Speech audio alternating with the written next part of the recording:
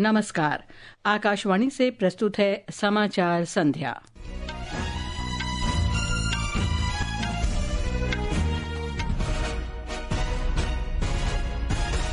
प्रधानमंत्री नरेंद्र मोदी 5 देशों की यात्रा के पहले चरण में घाना की राजधानी एक्रा पहुंचे। प्रधानमंत्री आज रात घाना की संसद को संबोधित करेंगे, जहां उन्हें घाना के सर्वोच्च राजकीय सम्मान से सम्मानित किया जाएगा। अमेरिका ने हथियारों के भंडार में कमी का हवाला देते हुए यूक्रेन को आपूर्ति रोकी। ईरान के राष्ट्रपति ने अंतर्राष्ट्रीय परमाणु ऊर्जा एजेंसी के साथ सहयोग निलंबित करने वाले कानून को मंजूरी दी। मौसम विभाग ने कहा, अगले 6 दिनों में उत्तर पश्चिम मध्य और पूर्वी भारत में सक्रिय मानसून की स्थिति जारी रहने की संभावना।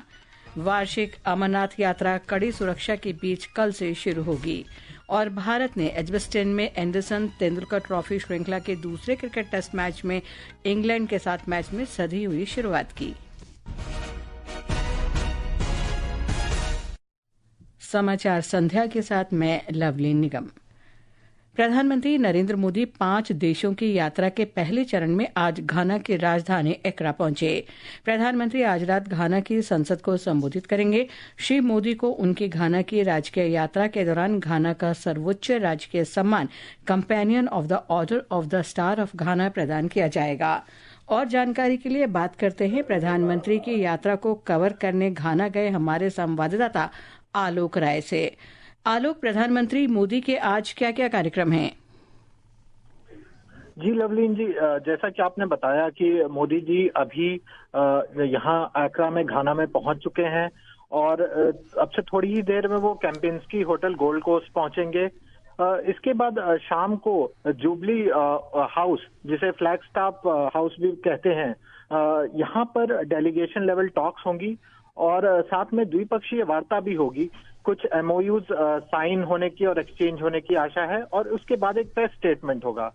इसके बाद रात में राष्ट्रपति महात्मा मोदी जी के लिए एक स्टेट डिनर का आयोजन कर रहे हैं और उसके बाद एमईए की प्रेस ब्रीफिंग होगी, जो दिन भर के जो महत्वपूर्ण समझौते हुए हैं उसके बारे में बताएंगे। उसके बाद कल प्रधानमंत्री का इंडियन कम्युनिटी के साथ इंटरेक्शन है जी। उसके बाद वो क्वामे नक्रुमा मेमोरियल पार्क जाएंगे और उसके बाद वह घाना की पार्लियामेंट को एड्रेस करेंगे। मैं आपको बता दूं कि ये बहुत ही खास है कि वो घाना की पार्लियामेंट को एड्रेस कर रहे हैं। बहुत ही कम वर्ल्ड लीडर्स को ऐसा मौका मिलता है। जी आलोक, अभी आपने एमओयूज के बारे में बात की थी, तो दोनों देशों के बीच कौन कौन से समझौतों पर हस्ताक्षर होने हैं? जी, कई एमओयू और एग्रीमेंट की आशा है, जिसमें जो सबसे महत्वपूर्ण होंगे वो जॉइंट कमीशन, एक एमओयू साइन होने की उम्मीद है। इसके अलावा एक वैक्सीन हब की बात की जा रही है, जो घाना और वेस्टर्न अफ्रीका के देशों को वैक्सीन प्रोवाइड करेगा। इसके अलावा ट्रेडिशनल मेडिसिन जैसे कि आयुर्वेदा के ऊपर भी एक एमओयू साइन होने की संभावना है और साथ ही साथ कल्चरल एक्सचेंज पर एक एमओयू की घोषणा होने की भी संभावना है। जी लवलीन, धन्यवाद आलोक इस जानकारी के लिए। पिछले 30 वर्ष में किसी भारतीय प्रधानमंत्री की ये पहली घाना यात्रा है। अपने प्रस्थान वक्तव्य में प्रधानमंत्री मोदी ने कहा कि घाना ग्लोबल साउथ में भारत का महत्वपूर्ण सहयोगी है और उसने अफ्रीकी संघ तथा पश्चिमी अफ्रीकी राष्ट्रों के आर्थिक समुदाय में महत्वपूर्ण भूमिका निभाई है। प्रधानमंत्री 5 देशों घाना, ट्रिनिडाद और टोबैगो, अर्जेंटीना, ब्राजील और नामिबिया की यात्रा पर आज सवेरे रवाना हुए। घाना में भारत के उच्चायुक्त मनीष गुप्ता ने आकाशवाणी के साथ एक विशेष बातचीत में भारत घाना साझेदारी की बढ़ती शक्ति और बहुक्षेत्रीय गहराई पर प्रकाश डालते हुए इसे पश्चिम अफ्रीका में सबसे गतिशील द्विपक्षीय संबंध बताया। उन्होंने कहा कि आर्थिक, व्यापार और निवेश सहयोग दोनों देशों के बीच जुड़ाव के प्रमुख स्तंभ हैं।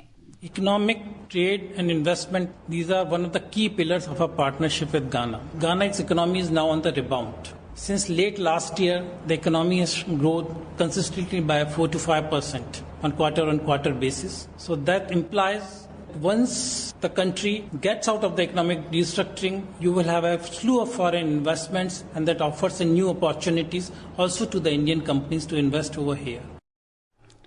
श्री गुप्ता ने कहा कि प्रधानमंत्री मोदी की यात्रा का एक प्रमुख उद्देश्य व्यापार और आर्थिक संबंधों को मजबूत करना है। घाना ने भारत के अरिमा फार्म्स और फसल अनुसंधान संस्थान के साथ मिलकर जलवायु अनुकूल गेहूं की खेती की पहल शुरू की है। ये खाद्य आत्मनिर्भरता की दिशा में एक महत्वपूर्ण कदम है। गेहूं के आयात में सालाना $400 मिलियन खर्च होते हैं। इस परियोजना का उद्देश्य आयात पर निर्भरता कम करना और स्थानीय खेती को बढ़ावा देना है। अरिमा फार्म्स के प्रबंध निदेशक सालई मणिक्कम ने बताया कि किस तरह दक्षिण सहयोग कृषि नवाचार को बढ़ावा दे रहे हैं। We have brought wheat after a research of 2 years along with the CSIR, their Crop Research Institute in Kumasi. Wheat is also consumed in a huge quantity, but 100% of the wheat was imported. So we thought that was one of the crops which could be indigenously grown here, developed here. So that's why we focused on wheat. So it will help in substituting the import. Quad संगठन के सदस्य देशों ने पहलगाम आतंकी हमले के दोषियों, षड्यंत्रकर्ताओं और धन उपलब्ध कराने वालों को तुरंत दंडित करने के लिए संयुक्त राष्ट्र के सदस्य देशों से सहयोग करने का आह्वान किया है। वाशिंगटन डीसी में आयोजित क्वाड विदेश मंत्रियों की बैठक के संयुक्त बयान में पहलगाम आतंकी हमले की कड़े शब्दों में निंदा की गई है। बैठक में सीमा पार आतंकवाद सहित सभी प्रकार के आतंकवाद की घोर निंदा की गई है। ये समाचार आकाशवाणी से प्रसारित किए जा रहे हैं। ताज़ा समाचार जानने के लिए आप हमारे social media handle @AIR news Hindi को फॉलो कर सकते हैं। अमेरिका ने हथियारों के भंडार में कमी का हवाला देते हुए यूक्रेन को कुछ हथियारों की आपूर्ति रोक दी है। व्हाइट हाउस की प्रवक्ता ने बताया कि यह कदम अमेरिकी सैन्य सहायता की वैश्विक समीक्षा के बाद उठाया गया है, जिसमें जोर दिया गया है कि अमेरिका के हित सर्वोपरि हैं। रोकी गई आपूर्ति में यूक्रेन की रक्षा के लिए महत्वपूर्ण वायु रक्षा अवरोधक और सटीक मार करने वाले हथियार शामिल हैं। एक अन्य घटनाक्रम में फ्रांस के राष्ट्रपति इमैनुअल मैक्रों ने रूस के राष्ट्रपति व्लादिमीर पुतिन के साथ 2 घंटे फोन पर चर्चा की और उनसे यूक्रेन के साथ युद्ध विराम का आग्रह किया। ईरान के राष्ट्रपति मसूद पेजेश्कियान ने एक विधेयक पर हस्ताक्षर किए हैं जो संयुक्त राष्ट्र की परमाणु निगरानी संस्थान अंतर्राष्ट्रीय परमाणु ऊर्जा एजेंसी के साथ सहयोग को निलंबित करने से संबंधित है। ये ईरान द्वारा अपनी परमाणु गतिविधियों पर अंतर्राष्ट्रीय शक्तियों के साथ गतिरोध में उठाए गए सबसे कठोर कदमों में से एक है। ये निलंबन ईरान की संसद द्वारा विधेयक को भारी बहुमत से मंजूरी दिए जाने के तुरंत बाद हुआ है।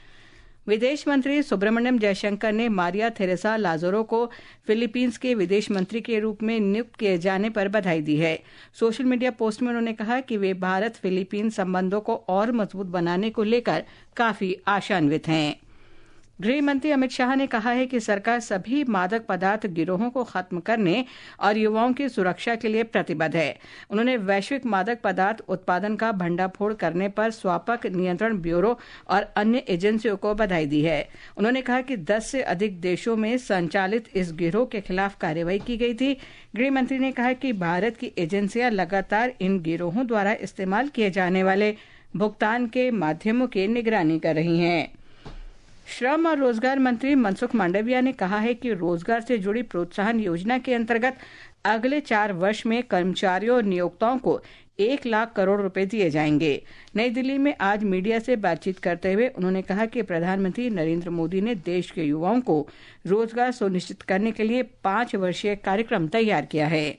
ये स्कीम प्रधानमंत्री जी की एम्प्लॉयमेंट सेंट्रिक नीति का नतीजा है। देश के युवाओं को रोजगार मिले, उसके लिए 5 साल का कार्यक्रम मोदी जी ने बनाया था। उसके तहत ELI स्कीम लाई गई है। ELI स्कीम के द्वारा देश में जो यूथ नया जॉब में आता है उसको 1 साल में 2 किस्त में 7,500 रुपया DBT के माध्यम से उसके अकाउंट में डाला जाएगा। आकाशवाणी का समाचार सेवा प्रभाग आज अपने साप्ताहिक कार्यक्रम चर्चा का विषय है में प्रोत्साहन आधारित रोजगार योजना विषय पर परिचर्चा प्रसारित करेगा। इसे रात 9:30 बजे से आकाशवाणी गोल्ड चैनल और अतिरिक्त मीटरों पर सुना जा सकेगा। भारतीय जनता पार्टी के वरिष्ठ नेता और रक्षा मंत्री राजनाथ सिंह ने पार्टी कार्यकर्ताओं से नरेंद्र मोदी सरकार की जन केंद्रित नीतियों और परियोजनाओं के बारे में लोगों को जागरूक करने का आह्वान किया। उन्होंने कहा कि इन नीतियों से पिछले 11 वर्षों में लोगों के जीवन में बड़ा बदलाव आया है। श्री राजनाथ सिंह ने आज पटना में भाजपा प्रदेश कार्य समिति की बैठक को संबोधित करते हुए ये बात कही।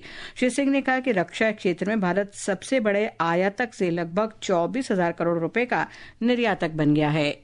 आज डिफेंस के हथियार, मिसाइलें कहीं बन रही हैं तो भारत की धरती पर बन रही हैं, भारतवासियों के हाथों से बन रही हैं और हम दुनिया के दूसरे देशों को उसका एक्सपोर्ट भी कर रहे हैं और इस समय हमारा एक्सपोर्ट 24,000 करोड़ रुपए को क्रॉस कर चुका है। और मैं आपको यकीन दिलाता हूं कि 2029 समाप्त होते होते हम डिफेंस इक्विपमेंट्स उसका हम दुनिया को 50,000 करोड़ रुपए से ज्यादा का हम एक्सपोर्ट कर रहे हैं। 100 से अधिक देशों को एक्सपोर्ट करने का काम इस समय भारत कर रहा है।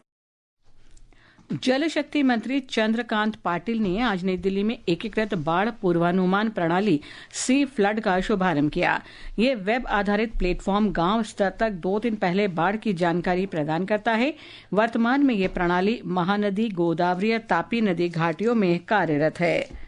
उत्तराखंड में आज टिहरी जिले में ऋषिकेश गंगोत्री राष्ट्रीय राजमार्ग पर कांवड़ यात्रियों को ले जा रहा एक ट्रक दुर्घटनाग्रस्त हो गया।